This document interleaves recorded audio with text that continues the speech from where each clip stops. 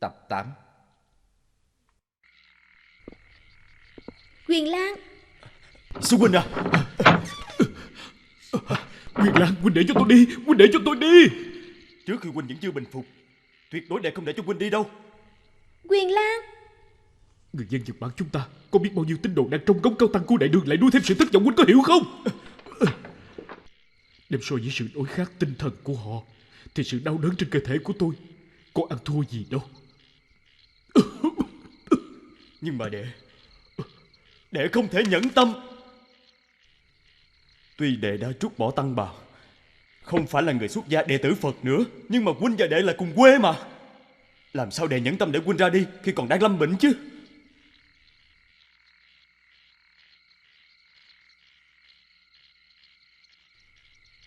Quyền Lan.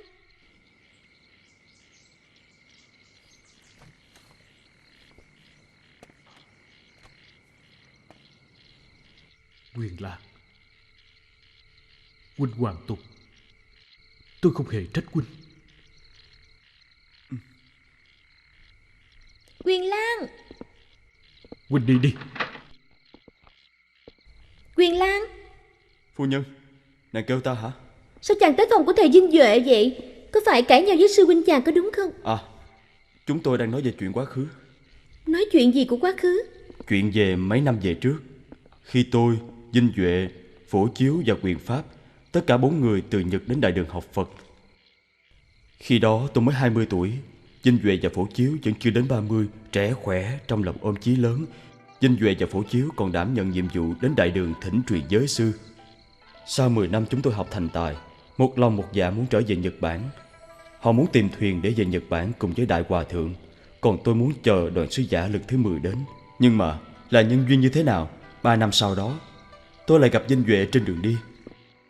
Một là kẻ tội nhân của Đại Đường, một là người thương buôn bán ở Giang Nam. Chàng đã hối hận sao?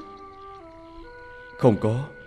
Tôi chỉ nghĩ một người không có tâm bền vững như tôi đây thì lúc bắt đầu không nên xuất gia học Phật. Sao chàng phải khổ tâm tự trách mình? Nếu như chàng không xuất gia học Phật thì đã không tới Đại Đường, thì sẽ không chạy trốn lên thuyền của thiếp. Chàng không nghĩ thử đi, bất luận chàng đến Đại Đường với mục đích gì, thật ra đều là vì cùng thiếp hữu duyên thiên lý đến tương hội thôi.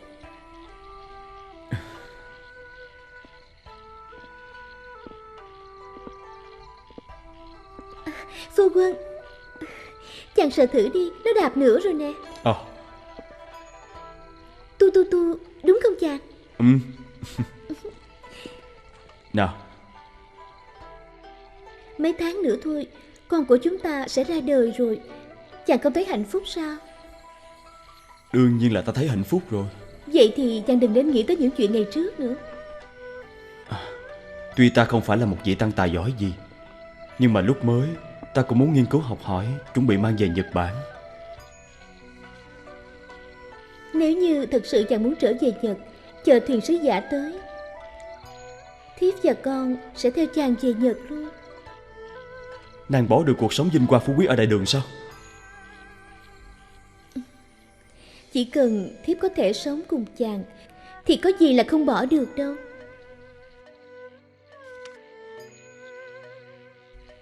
Ta không tin. Nàng là con gái duy nhất của họ Ngô, có gia sản lớn như vậy. Trời ơi, chàng đừng suy nghĩ nhiều như vậy. Thuyền của sứ giả Nhật Bản tới Đại Đường vẫn chưa tới mà. Nếu như họ tới? Nếu như họ tới, thiếp sẽ nghe theo chàng.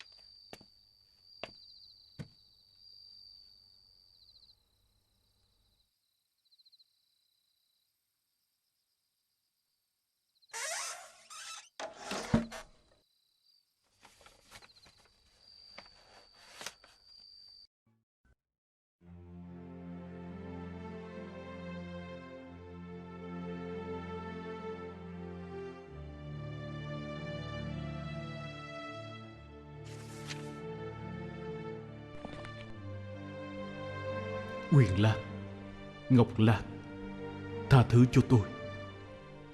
Lần này gặp phải đại nạn, may mà hai vị đã ra tay cứu giúp, chăm lo chu đáo, mới khiến cho tôi chết đi sống lại. Ơn đức to lớn đó suốt đời Vinh Duệ không quên. Quyền Lan, thành thật xin lỗi. Tôi đi về Minh Châu. Giám chân đại sư có ý chí ngất trời đang chờ tôi ở đó. Bất luận thế nào thì chúng tôi cũng phải đến Nhật Bản. Có thể một ngày nào đó chúng ta sẽ gặp nhau ở Nại Lương. Mong hai vị bảo trọng.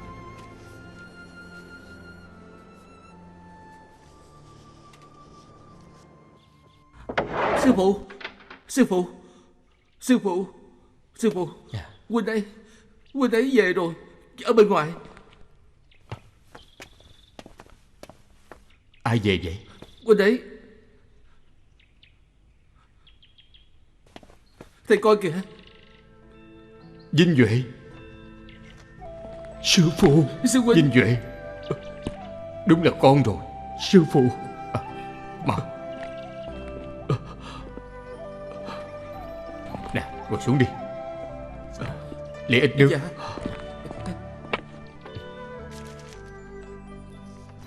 Uống miếng nước đi. Vinh Duệ, làm sao con trở về đây được? Đệ tử khất thực dọc đường để trở về đây. Sư phụ, đệ tử cứ tưởng là sẽ không bao giờ được gặp lại sư phụ nữa. Vinh Duệ, mau đứng dậy. Vinh Duệ, sư phụ làm khổ con rồi. Sư phụ, chỉ cần được cùng sư phụ đến Nhật Bản thì chuyện này có đáng gì đâu.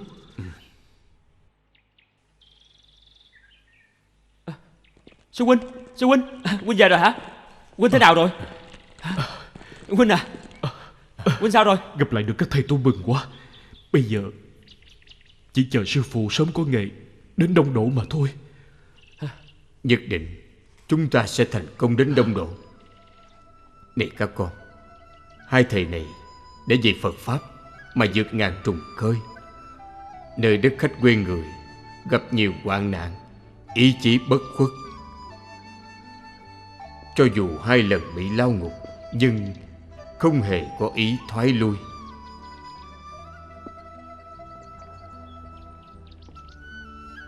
Vinh Duệ, Phổ Chiếu, chỉ cần Nhật Bản có những người như các con là những vị tăng tâm chí kiên cố quên mình vì đạo Pháp, thầy tin rằng nước Nhật Bản nhất định sẽ có ngày Phật Pháp được xương minh.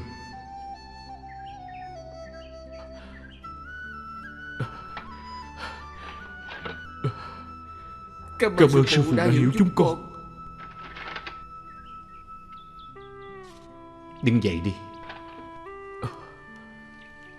Vinh Duệ, con cứ nghỉ ngơi vài ngày. Còn những việc khác cứ để ta sắp xếp cho. Sư phụ, ý ngài nói chúng ta sắp xuất phát rồi sao? Đúng vậy, chúng ta sẽ xuất phát trong nay mai thôi. Sắp xuất phát rồi. Sắp xuất phát rồi. Hay quá. Bái kiến hòa thượng.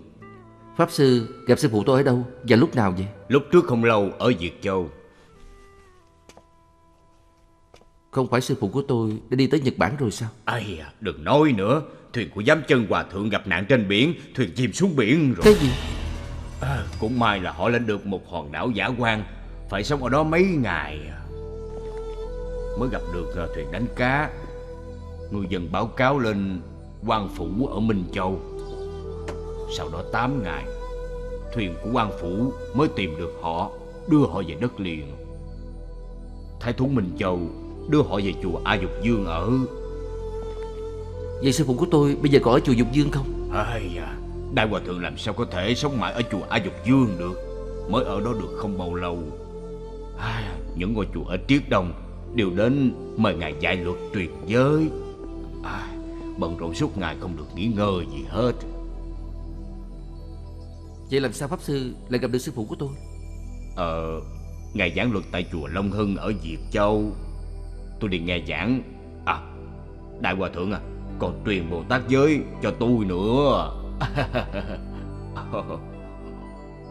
Pháp sư có biết hiện nay sư phụ của tôi đang ở đâu không? Lúc tôi ra khỏi Việt Châu đi dân du á, tôi có nghe nói là ngài dẫn đệ tử đi đến Hàng Châu, Hồ Châu, Tuyên Châu. Còn hiện nay thì không biết ngài đã đi đâu nữa. Mời Pháp sư đi nghỉ ngơi trước. A Di Đà Phật.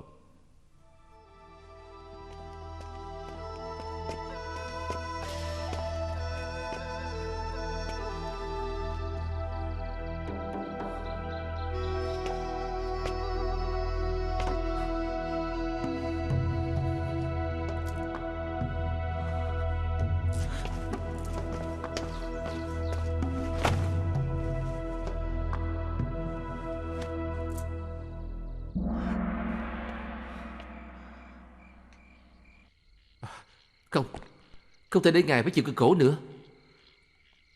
Hôm nay tôi mời các ngài đến đây là để thương lượng xem làm cách nào cứu sư phụ của tôi. Linh Hữu, thầy là người theo Đại Hòa Thượng học Pháp lâu nhất, cũng là đệ tử mà ngài đắc ý và coi trọng nhất. Chuyện đi Đông Độ, không lẽ khi đó thầy không khuyên Hòa Thượng sao? Tôi khuyên rồi, nhưng mà sư phụ không nghe lời khuyên của tôi.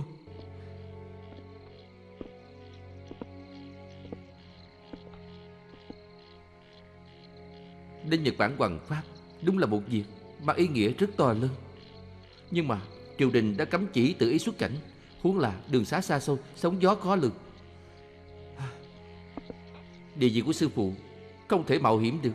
Không may lỡ có chuyện gì, không những chẳng có ích cho nước Nhật, mà còn là tổn thất không thể bù đắp cho đại đường của chúng ta nữa.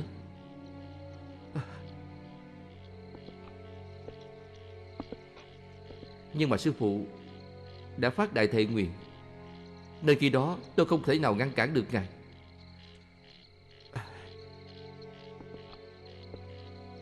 Quả nhiên, lần này gặp nạn trên biển, thuyền chìm xuống biển, thập tử nhất sinh. Nếu không được ngư dân và quan phủ ở Minh Châu tương cứu, há chẳng phải...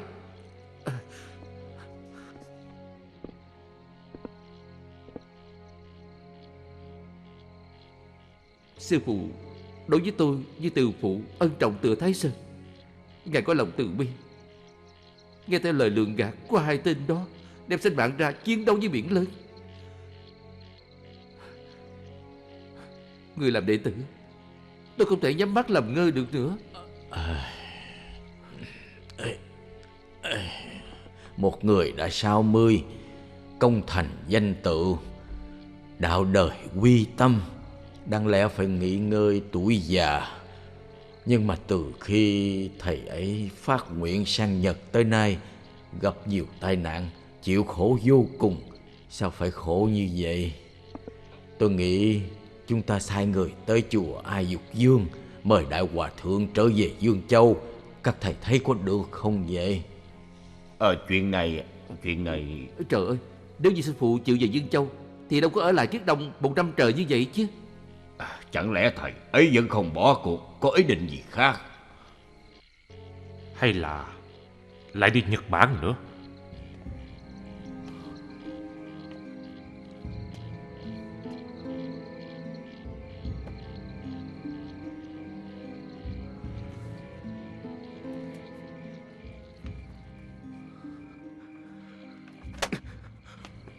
Tôi phải cứu sư phụ. Xin quý thầy hãy cứu sư phụ tôi với. A Di Đà Phật. Pháp Tấn, thầy dẫn theo 2 người đến Phúc Châu để mua thuyền và lương thực trước. Hành động phải bí mật, không được phô trương. Sau khi thầy đi, ta và mọi người sẽ rời khỏi chùa A Dục Dương, đến Phúc Châu gặp nhau, từ đó xuất phát. Ngày mai con sẽ khởi hành. Tất cả mọi việc đều phải kế hoạch rõ ràng, cẩn thận giải quyết. Dạ. Mà đấu thành công.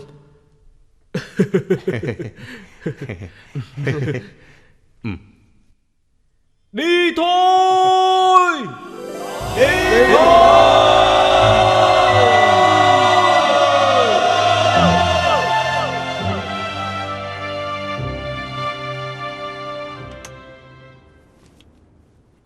Bây giờ tôi đọc cho mọi người nghe thử. Giám chân vị cao tăng Thạc Đức, chùa Đại Minh Dương Châu, nhận lời mời của hai vị Lưu Học Tăng Vinh Duệ và Phổ Chiếu người Nhật, phát nguyện tới Đông Độ Hoằng Dương Phật Pháp. 2 năm trước, xuất phát từ Dương Châu, thuyền ra biển, gặp phải sóng to gió lớn, thuyền chìm xuống biển. Mọi người thoát lên một hải đảo, không nước không lương thực, chịu sự đói khát 9 ngày 9 đêm. May được Thái thú Minh Châu tương cứu, xếp cho ở chùa A Dục Dương. Đại sư Thập Tử Nhất Sanh đến nay chưa về lại Dương Châu. Tăng chúng ở Giang Hoài ngày đêm mong nhớ. Đại sư tuổi gần 60, thể lực yếu đuối, nếu tiếp tục đông độ, biển cả mênh mông, sóng to gió lớn, sống chết khó lường. Đại sư là quá chủ ở Giang Hoài, đạo tục quy tâm, lỡ có chuyện gì trong lòng ân hận. Cho nên tôi và các vị hòa thượng cầu xin quan phủ ra tay ngăn cản, và khuyên đại sư hãy trở về Dương Châu, giáo hóa chúng sanh, nghỉ ngơi tuổi già. Việc hay quá, ngôn từ ý nghĩa sâu sắc, không hổ danh là đệ tử lớn của Giám Chân. Giám Chân đại hòa thượng là quốc bảo, không may lỡ có chuyện gì thì là tổn thất lớn cho đại đường chúng ta rồi. Nè, mau đem đến trình cho quan phủ, càng nhanh càng tốt. Cầu xin Bồ Tát che chở cho.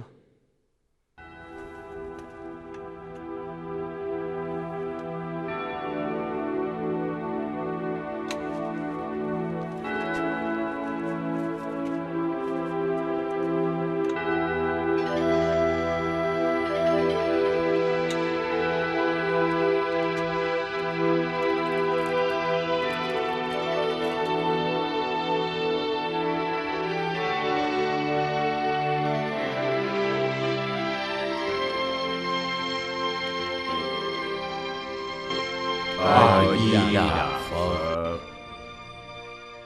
Đây là cáo trạng của các thầy ở Dương Châu, xin đại nhân xem qua.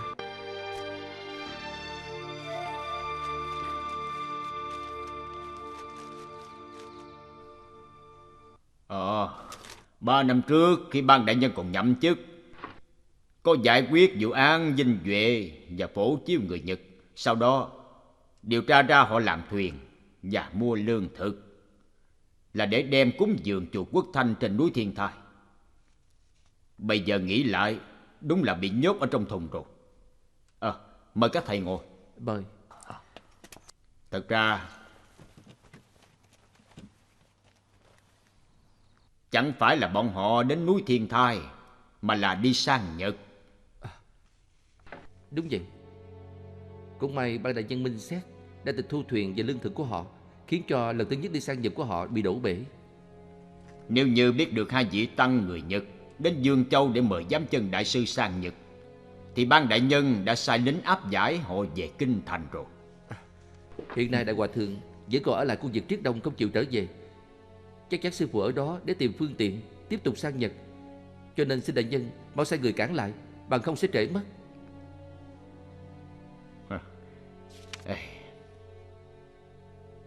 Các vị đại sư không biết đó thôi. Nếu như Giám Chân đại hòa thượng vẫn sống ở phía Triết Giang Phúc Kiến, khu vực đó thuộc về sự quản lý của phòng phỏng vấn Giang Đông, không thuộc quyền quản lý của phủ Hoài Nam. Vậy thì phải làm sao đây? Xin các vị cứ yên tâm. Giám Chân đại hòa thượng là người mà tôi đây rất kính trọng. Tôi cũng chẳng nhẫn tâm để thầy ấy đến nơi đất nước đảo hoàng đó. Như vậy đi, tôi sẽ lập tức sai người đem cáo trạng này đến phòng phỏng vấn Giang Đông, giao cho họ xử lý. Cảm ơn đại nhân.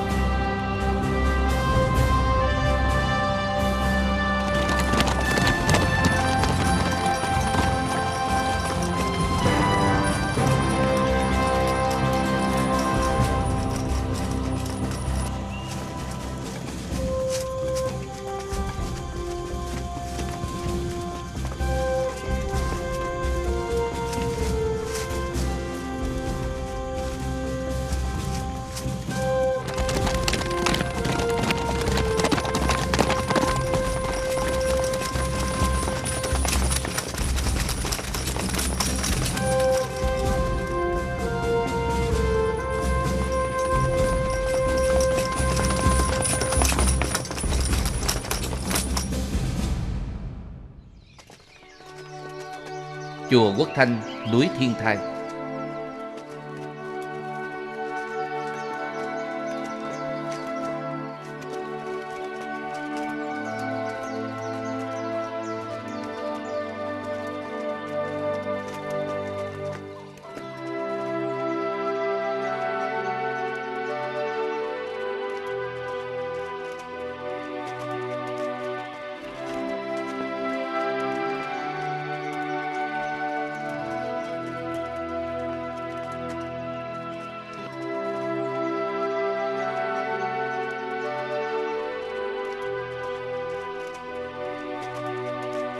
Đại Hòa Thượng, hành lang phía hai bên này đều đã sửa chữa qua.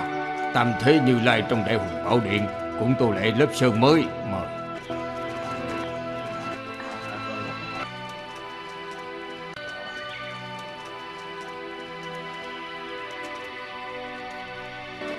Đại Hòa Thượng, mời.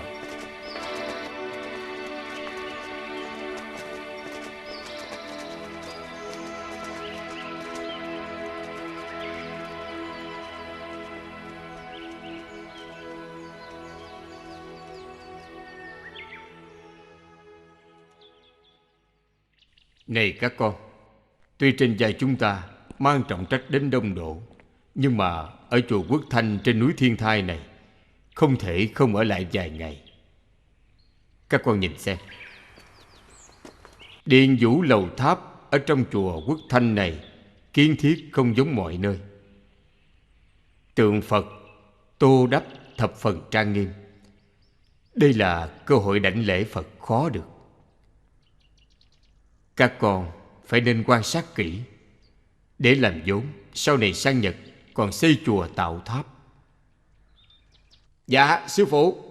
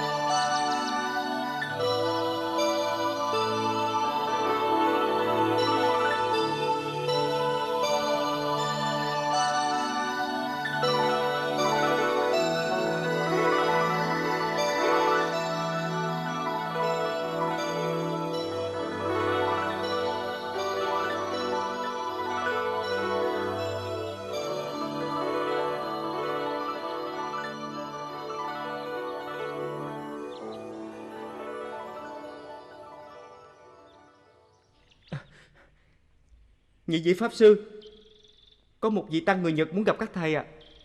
Ủa, thầy ấy đang ở đâu? Dạ, ở ngoài cổng ạ. Đi. Đi.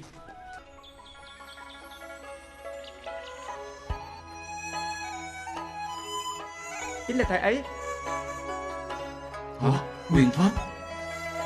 Quyền Pháp. Hay quá. Để coi coi.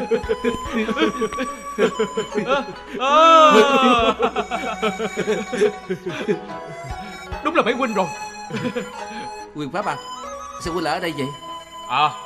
Tôi từ Phúc Châu đến Hàng Châu, đi qua À. núi Thiên Thai. Nghe nói Giám Chân Đại Sư cũng đang ở đây. Và còn có hai vị tăng người Nhật. Tôi đoán chắc là mấy huynh rồi. Nè, Hả? có chuyện gì hay là chúng ta vào trong chùa rồi nói vậy? Ơi không cần. Quỳnh coi, ở đây đẹp quá. Có núi có cây, lại còn có tiếng chim hót. Chúng ta ở đây chơi vậy. Được. Được. Được. Mời.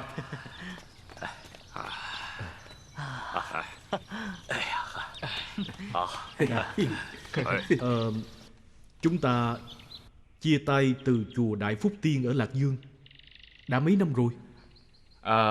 Để nhớ là vào mùa xuân năm Đường Khai Nguyên thứ 24. Bây giờ là Thiên Bảo năm thứ 4. Trải qua 10 năm rồi đó. 10 năm rồi. Đúng vậy. Phải rồi. Bây giờ chúng ta thành người trung niên rồi đó. Chẳng phải mấy huynh về Nhật rồi sao? Vì sao lại đến đây vậy? Khó mà nói cho hết được.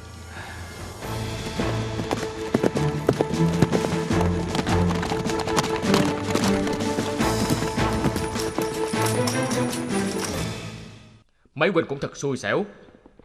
Đi theo giám chân Đại Hòa Thượng, mỗi lần vượt biển, mỗi lần thất bại. Chuyện này kể ra đúng là thấy kỳ lạ mà. Thầy nói cái gì? Chuyện lạ? Phải, đúng vậy. Thầy nói lạ là sao? Sư huynh à, sư huynh hả? Huynh nói vậy nghĩa là sao chứ? Huynh nói chúng tôi kỳ lạ.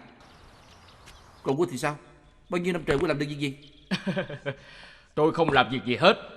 Tôi chỉ thích đi thôi. Về phía đông, đến Đôn Hoàng, Tây Vực, thấy được núi tuyết, sa mạc, thấy được ảo ảnh không thật. Về phía nam, đi qua biển, đi đến chân trời góc bể. Tôi nói cho mấy huynh nghe, có một lần đi qua biển rắn. Từ trên thuyền nhìn xuống, không thể tưởng tượng, toàn là rắn thôi. Đại đường à, đất nước này rộng lớn quá, không thể đi hết được. Quyền Lan. Ủa, Quyền Lan đâu? Sao Quyền Lan không đi cùng mấy huynh vậy?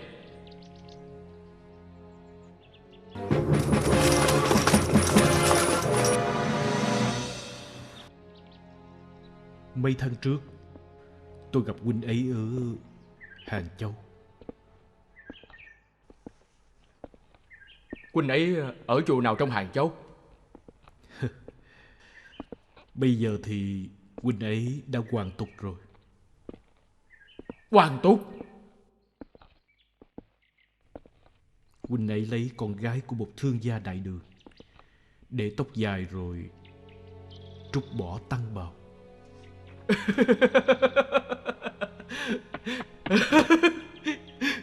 Tên tự tử đó đã làm chuyện như vậy thiệt sao?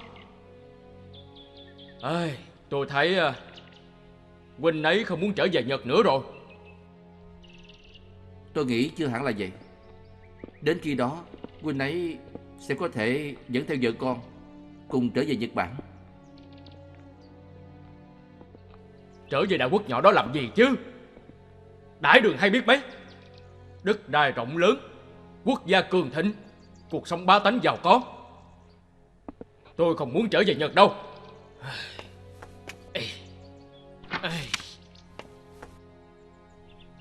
Thầy đừng quên rằng thầy là một người Nhật. Người Nhật? Người Nhật thì bắt buộc phải trở về Nhật sao?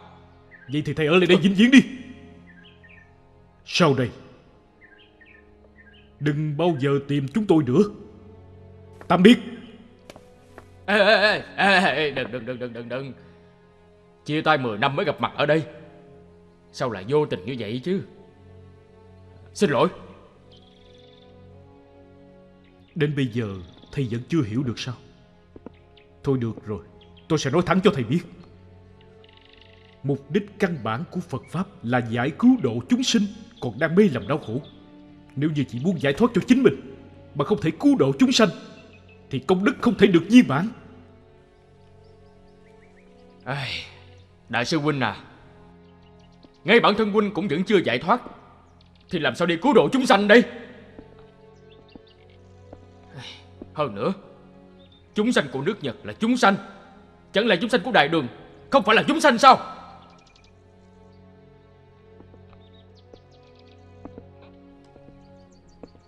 Thầy nên biết rằng nước Nhật rất cần chúng ta trở về. Thầy có suy nghĩ qua không? Cũng có thể. Có thể một ngày nào đó để chán đi rồi sẽ lên thuyền trở về Nhật Bản. Dinh Duệ, Phổ Chiếu, đến khi đó nhất định vì vậy sư huynh phải ra bờ biển đón đệ nha.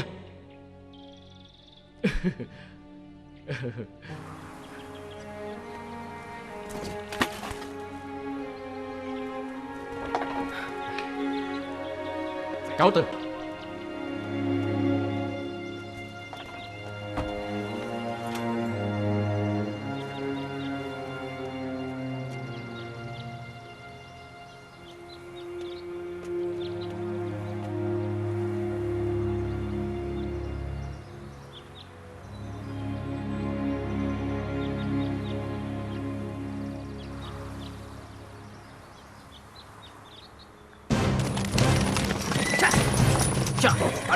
Mau lên. Mau. Nhanh lên. Mau lên. Mau lên. Dạ.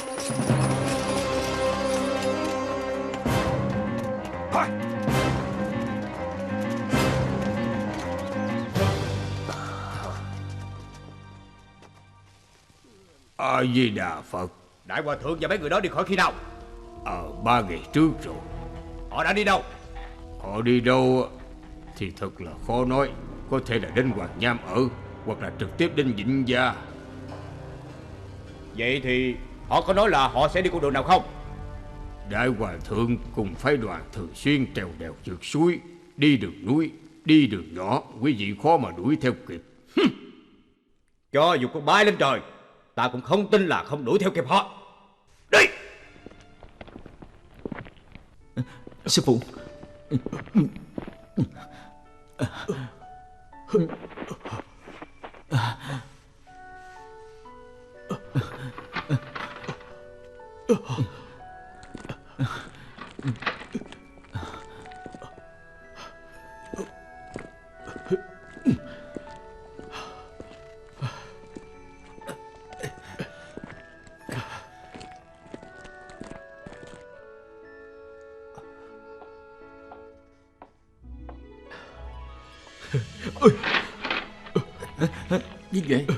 Như vậy Ngươi không sao chứ? Không sao. Tôi không sao. Tôi không sao đâu. Trèo qua núi, vượt qua biển thì có thể về nhà rồi. Nhưng mà huynh đã nghe chưa? Sư phụ nói từ đây đến Vĩnh Gia trên đường đi phải băng qua dãy núi, đường rất khó đi. Sức khỏe của huynh có thể chịu đựng được nữa không? Thầy thấy chưa? Chỉ cần có thể đi phía sau sư phụ, nhất định chúng ta sẽ chịu đựng được đến cùng mà. Được, tốt. Hay quá. Sư huynh, tôi rất khâm phục huynh. Không phục tôi điều gì? Bị hành hạ gần như mất mạng, nhưng mà vẫn nhất định phải mời sư phụ sang Đông Độ. Thân xác bệnh tật như vậy mà vẫn có thể lặn lội giữa rừng núi. Người Trung Quốc của các thầy có câu nói rất hay: người có chí sẽ làm đến việc. Tốt.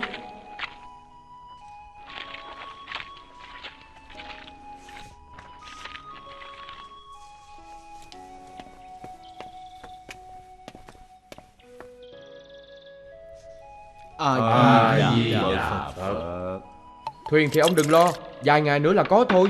Bây giờ chỉ coi thuyền trưởng của ông. Tôi cần 18 vị thủy thủ, người nào cũng phải to khỏe. Mấy người hôm qua ông dẫn tới ốm yếu quá không được đâu. Ê, thầy không nên xem thường họ. Nhìn bề ngoài họ ốm yếu như vậy, nhưng thực sự người nào cũng mạnh mẽ hết á, và dặn kinh nghiệm nữa. Đã đi nhiều nơi như A Nhi, Nại Ba đều có đi qua. Vậy hả? Lần này chúng tôi muốn đi về hướng Đông Bắc. Vào mùa này thuyền đi đa số đều nghịch gió. Tốt nhất là chọn thủy thủ mạnh khỏe. Chỉ cần 8-9 người cũng được rồi. Được rồi, tôi sẽ tới nơi khác cho một số người mạnh khỏe tới. Còn về giá tiền, nếu như ông nhận thì chúng ta sẽ giao kèo. Tôi lập tức đưa tiền đặt cọc cho ông. Giá tiền mà, chúng ta dễ nói thôi. Tôi muốn coi quý vị mua thuyền như thế nào. Mau thả dây thừng xuống đây, sư phụ chúng tôi muốn đến xem thuyền kìa. Nhanh lên, nghe rõ chưa? Tôi nghe rồi. Từ đây đến Vĩnh Gia thì sắp đến Phúc Châu rồi. Sư phụ, không biết Huynh Pháp Tấn đã mua được thuyền ở Phúc Châu chưa? Lần này đến Phúc Châu mua thuyền chắc chắn là dễ dàng hơn là ở Dương Châu. Hơn nữa, Pháp Tấn làm việc rất chu đáo cẩn thận. Ta tin thầy ấy không phụ sự mong chờ của chúng ta đâu. Các con cứ yên tâm đi. Mấy ngày này đi đường các con đều đã mệt mỏi. Con muốn ở lại Hoàng Nham nghỉ ngơi vài ngày không? Sư phụ, chúng con không mệt, không cần nghỉ ngơi đúng không? Sư phụ, chúng con không mệt đâu. Mấy ngày nay thời tiết rất đẹp. Con nghĩ chỉ bằng chúng ta mau chóng lên đường để đến Phúc Châu sớm. Các con đều muốn lên đường ngay. Vậy thì chúng ta không ở lại đây nữa. Sư phụ, sức khỏe sư phụ chịu đựng được không?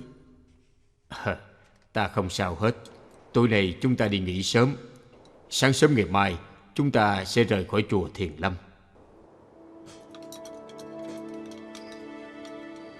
Chùa Thiền Lâm.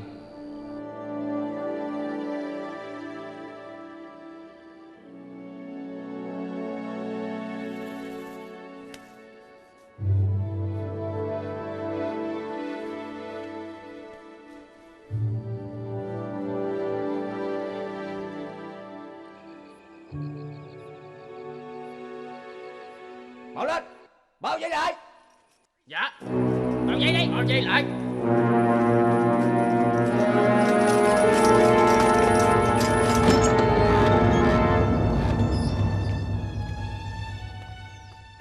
Hòa thượng, làm phiền rồi. A Di Đà Phật. Lão Nạp là trụ trì chùa này. Các hạ dẫn lính đến bao vây bổn tự. Xin hỏi có chuyện gì? Xin hòa thượng tha thứ. Bổn quan muốn gặp giám chân đại hòa thượng ở Dương Châu. Bần tăng chính là giám chân. Có chuyện gì vậy? Đại hòa thượng, chúng tôi dân lệnh hộ tống ngài trở về Dương Châu. Hả? Về Dương Châu à? Bần tăng dẫn chúng đệ tử dân du tứ phương giảng dạy truyền giới, làm nhiệm vụ của người con Phật. Vì sao phải trở về Dương Châu? Bổn quan chỉ thừa lệnh của đại nhân phòng phỏng vấn Giang Nam để làm việc. Còn những việc khác thì bổn quan không được rõ lắm. Là áp giải à?